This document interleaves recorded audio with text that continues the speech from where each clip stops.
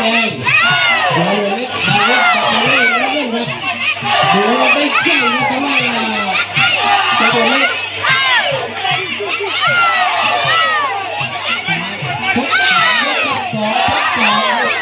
ซ้ายกับขวาครับจำเล็กลงมาที่จอมเลยก็แพ้ไม่ยังไง